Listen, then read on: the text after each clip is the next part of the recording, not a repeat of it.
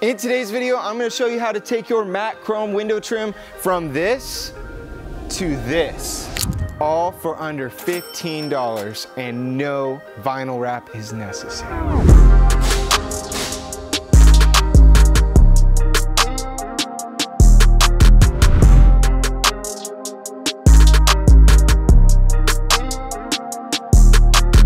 Hey, this is Zach. Thanks for watching Kies Motorsports. If you enjoy videos, give us a like. Make sure to subscribe and check us out at KiesMotorsports.com. Today, I'm going to be showing you how to paint your window trim gloss black so that it looks like the shadow line package that you can upgrade to from the factory. Now, you may be wondering, why would you paint your trim instead of using something like a vinyl wrap? Well, for example, this 3M vinyl from Amazon, which is about 4 inches wide and is gloss black, costs anywhere from $50 to $75, whereas this can of gloss black Rust-Oleum is about $4 to $5 from Walmart, and I can do all of the trim with about 3 cans. Also, personally, I am just not a huge fan of the way vinyl looks on cars in most applications, unless it's been done by a professional, and I am definitely no professional. In today's video, I'm going to show you how to do this on my G20. A little disclaimer here though, it is a million times easier to do than something like an F30 or most of the F-Series cars. They use a adhesion between the trim and the weather stripping. So when you take that trim off, you do have to re-adhere it. Whereas with this G Series, I think BMW made a really smart move, and it actually just clips onto the weather stripping, and it is really easy to get off. So we can separate it, paint it, stick it back on with no issues at all. Now, with that being said, you can paint your trim on an F-Series, an E-Series, a G-Series, whatever you want to do, or you could even vinyl wrap it. That's up to your personal preference. But for today, I'm going to show you how to do this on my car. You're going to need a T20, a T30. I like to use a driver that switches out. You need a pick tool and some plastic trim tools, and that is all you need for this process. All right, so let's get started with the front of the car, which is the more challenging part. The rear is a lot easier, so we'll start here, and you are going to have to remove the internal door card as well as the mirror to get to the trim, and then we will go from there. So let's start with the inside. All right, so removing the door card is super easy. It's basically held on by 2 T20s. One is in here and one is behind the door handle. And then there's a bunch of white plastic clips that hold it on as well. And then it lifts up and comes off. So let's start right here with this T20 behind this plastic trim. So a lot of people like to use something like a plastic trim tool. I just find that it's easier to use something like a small pick tool to get inside and pop this little trim out. So what you're gonna do is open up the latch here. On the right side over here, you're gonna see that you can fit in on the corner your tool, and it's gonna pop forward and then rock out. So it sits in here like this. These 2 clips rock in, and then it pops into place and is held in by these 2 clips on this side. So when you go to reinstall it, you're gonna rock it in and pop this corner down. So then you'll have access to this T20, which you can now remove. Then you'll see in here there's another T20, which you can now remove as well. Use my little magnet here. Then to remove the rest of the door card, there's a bunch of these white plastic clips.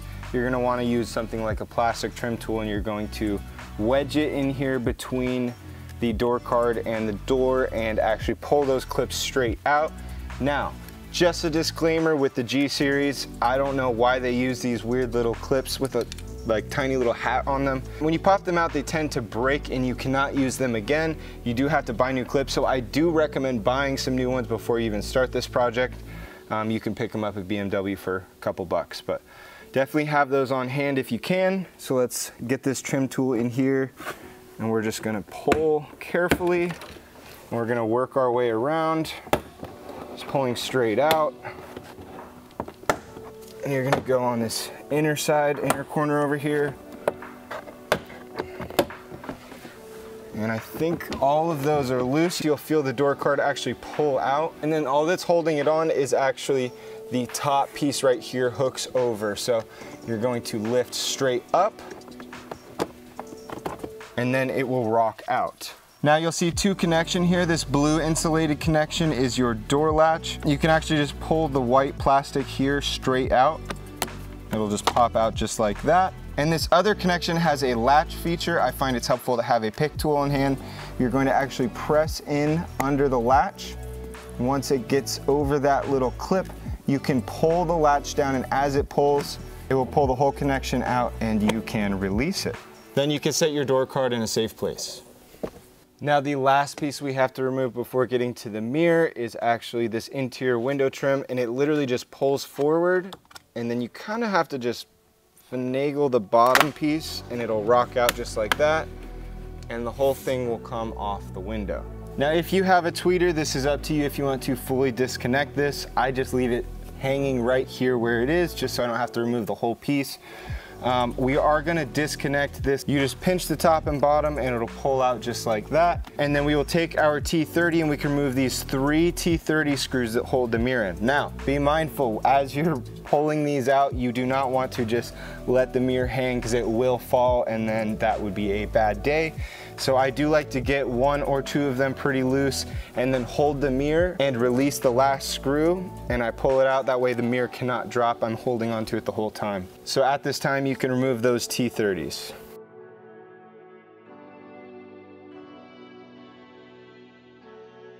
All right, so I'm holding onto the mirror. I'm not gonna let it drop. I'm gonna release this last T30. Just do it by hand the rest of the way. And then this mirror will pop right out the front. And there you have it. Now we have one last thing to pull out here. It's just a little foam piece that helps insulate for sound. And it literally just pulls right out the front. Just try to be careful so you don't rip it. And then you have full access to your trim. Now I like to start with the lower portion of the trim and then I'll move on to the top piece. It's just 2 different pieces that come off. Now for the lower portion on the front and the rear door, it does come off with the weather stripping, and I'll show you why you have to pull the weather stripping off later.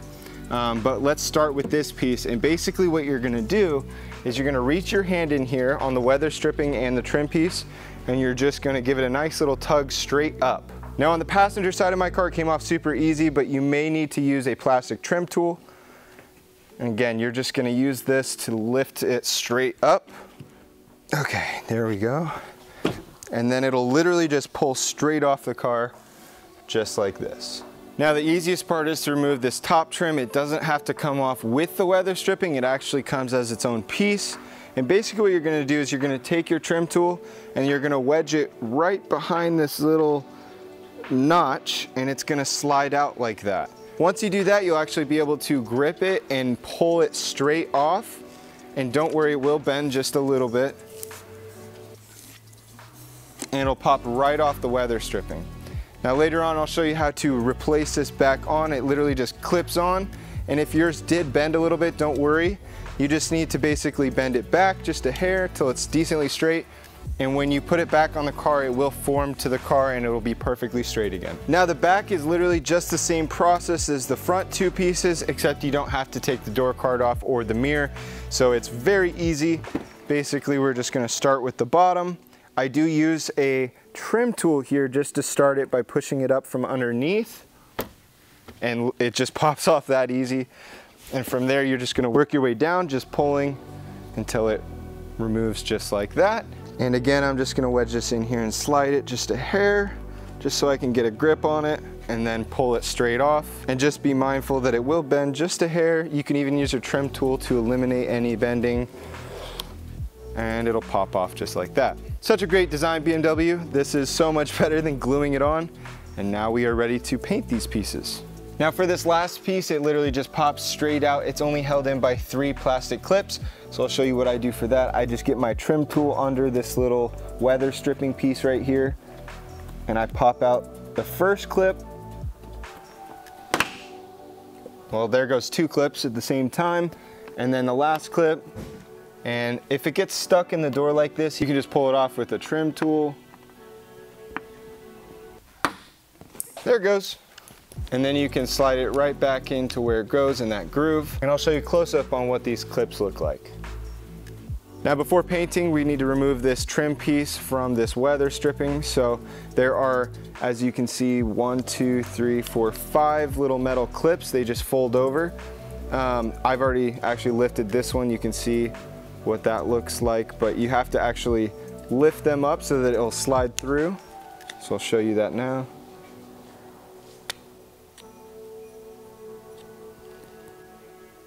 Now you do want to be careful when lifting these because they are metal, so the more times you tweak them back and forth, they could break. So I do recommend doing this only 1 or 2 times and then, you know, leaving it alone, because you don't want to have to buy this piece from BMW. It's pretty expensive. So there's a look at all the pieces once they've been folded flat. And from there, you can actually start to separate this weather stripping, and it will come straight off of the trim piece. It just takes a little maneuvering. So you can see I've gotten the top released. Just keep pulling, and this whole piece will fully separate. And as you can see, none of the clips were broken. Now, to let the paint fully adhere to the trim, we are gonna wanna let it sit overnight. I give it probably around 24 hours before reinstalling it on the car. That being said, you don't wanna leave your car like this open to the weather elements like rain, you know, without the weather stripping. So what we're gonna do is put some pieces of tape over these holes so water can't get in over there. And then we're also gonna have to pull the weather stripping off those other 2 pieces of trim on the lower portion. So we might as well just put the weather stripping back in temporarily while they are drying, and then we can take them off and reinstall the trim back on, and we'll be good to go. So to separate this, it literally just pulls off like the top. You're gonna find this piece on the end here and carefully just pull. It might bend just a hair, but that's okay. And it will completely separate, and then you'll have your trim piece set aside, and we can reinstall this back on the car. Then we'll separate this piece, just like that. And we can reinstall this piece back on the car as well. And as far as the rear of the car, you don't have to worry about rain getting in, but you do need to reinstall your mirror so that water can't go straight in through the mirror into the dash. So I'm gonna reinstall that now and just time lapse it for you, and then we'll get to painting the trim. Now that that's on, we don't have to worry about any weather elements as the paint is drying on the trim. All right, so like I was saying earlier, when you pull the trim pieces off the car, it does add a slight bend to them. So I do like to bend it back the other way just slightly, just so that it has a nice curvature to it. And when you go to press it on the car, it has some pressure pressing against the car because it's bent in that direction. Once I've done that, I do like to lay out all my pieces and have them evenly spread out on the table. And then once I've done that, we can begin with sanding these pieces down to prepare them for paint. Now the sandpaper I like to use is 3M, and it is wet sandpaper. So I have a bucket of water right here. If you've never used wet sandpaper, it's basically just normal sandpaper that you continue to rinse as you sand, and that just helps it from clogging up. Especially when you have this fine a grit, it's actually 1,000 grit. So that's definitely helpful to have. Now, I'm actually not gonna go crazy and step up to like 1,500, 2,000, 3,000 grit. I'm actually just gonna do a couple times over with the 1,000 grit, and that should really be enough for it to have a nice finish. Now, if you wanna go higher in grit, you can. If you wanna start with a lower grit, you can as well if it has some imperfections in the trim and you wanna get those out. Whatever you wanna do, this is all up to you, but I found that just 1,000 grit works plenty.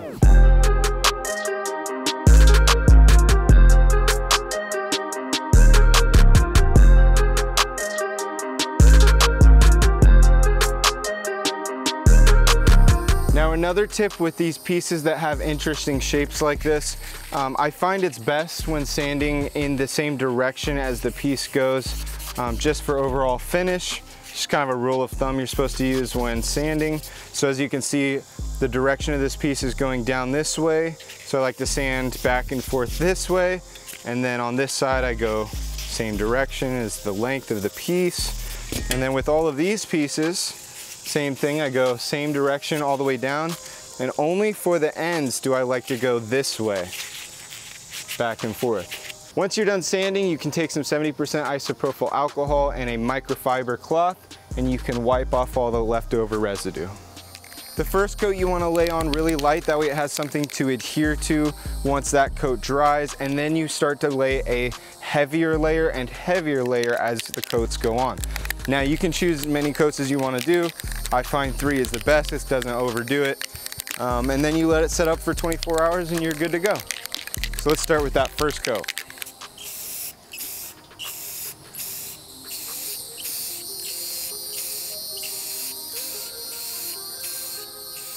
So this is a look at what that first coat looks like.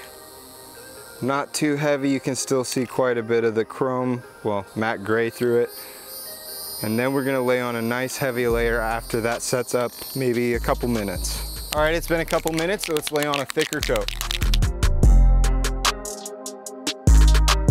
Now the trick with the second coat is to lay it on pretty heavy to where you can't see any of the gray underneath. And you actually want it to kind of look like it's turning wet, but you don't want it to run. So the trick is to find that happy medium. Once it looks a little bit wet, I let off, especially for the second coat. And then when I do the third coat, I go very heavy, obviously without it running again, but you do a heavier coat for that last coat, and you shouldn't have any issue with adhering. Generally, I'll let the second coat dry for about 3 to 5 minutes, and then you're ready for the last coat.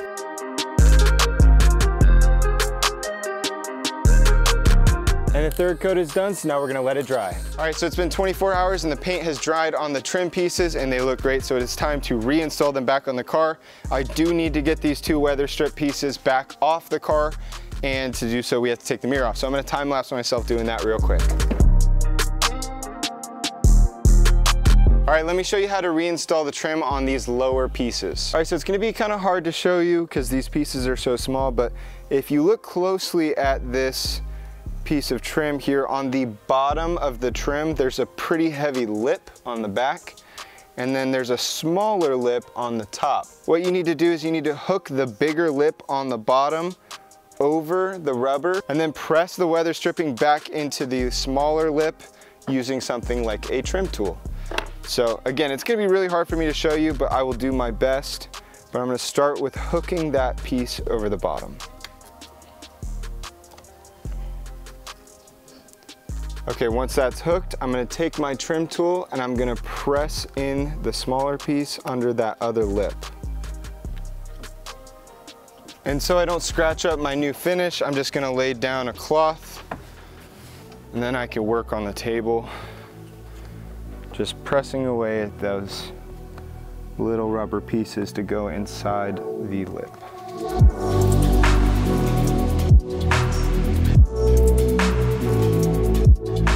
And that's what it looks like fully installed. It is a little bit tedious, but if you just keep working your way down, it will pop right back on, no problem.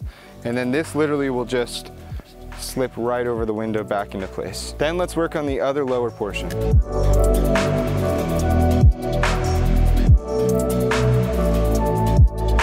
And that's what the other piece looks like. All right, so for installing these pieces, it's literally as simple as lining up the end and pressing it down. There's not much to it. I do like to just, double check myself and make sure everything's lined up just so you don't put it on and it's a little bit shifted to the left and you have to take it off again. It's just easy to try and do it one time. So I get it sitting to the point where I can just press it down but still shift it left and right. And what I like to do on this back piece is line it up with the middle of the car. Just gonna shut this. So I'll shift that over just a hair. Right there. And then as I'm pressing it down, I go from front to back. And it'll just slide and pop right into place. And that's it. There's fingerprints all over it, which we'll clean later, but that's how you install the back piece. So let's do the front one real quick. For the front piece, I do like to open the door just so I'm not gonna hit the fender over here, because I like to line up this side at the middle again and then press it from middle to front of the car. So I'm gonna get it sitting in there decently close. I'm gonna line this up to where I want it. And then I'm gonna slowly press it down and it'll just pop right into place. And as you can see, when I close it, it lines up perfectly with the trim in the back. Next, let's do the front upper portion. I do like to, again, line it up with the center of the car. What you're gonna do is you're gonna hook the top portion over the weather stripping, and then it will actually rock down into place when you push it down. And you'll hear it audibly pop. And you can just work your way all the way down the car, popping it into place.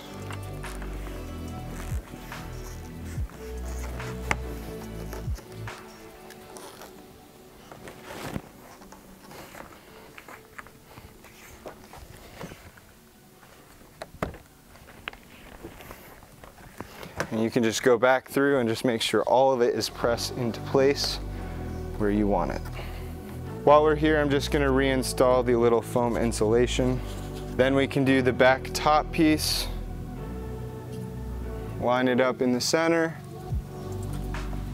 Hook the top over and press and work your way down towards the back of the car, popping it into place.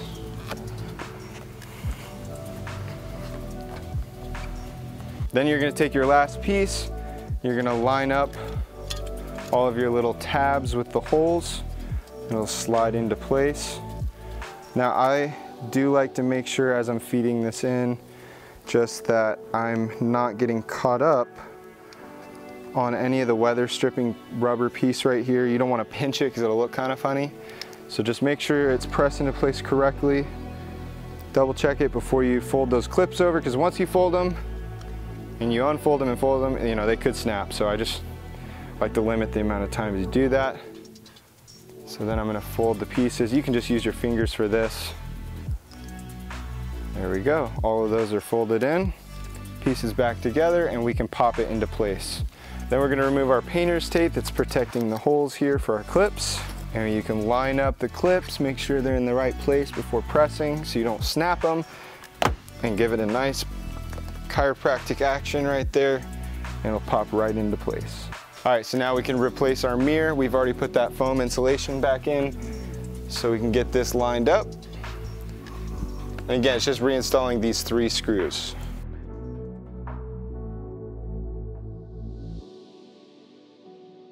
Now that the mirror's back on, we can replace this interior window trim. You gotta kind of start from the top, and you just feed it over this lip. It kind of pinches the line down here, so you just kind of want to pinch it over in between your weather stripping all the way down, and then at the bottom it clips over.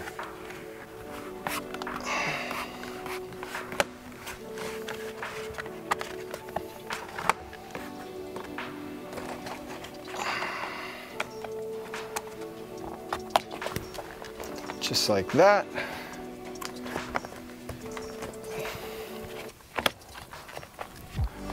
All right, and now we can put the door card back in, which will help hold this in place. All right, so when replacing the door card, I like to start with this black clip right here that has the lever on it. You're gonna place it back in, and once it's clipped in a little bit, you actually just press that lever and it will pull it into place. And then the last connection is your door latch, and it just lines right up, and you just press it straight down. Once those connections are in place, again, the door card just hooks onto the weather stripping on the top. But before we do that, we do want to line up our door lock indicator. So let's get that fed through here. It's a little bit tricky. Okay, so we'll pop that through. Once that's through, we can hook the door card on. Just press forward until it lines up, and it hooks right over just like that. Now, before we go to press in all of those clips, I do like to just look around and check so that you don't press them in and they get pinched in the wrong direction and they break.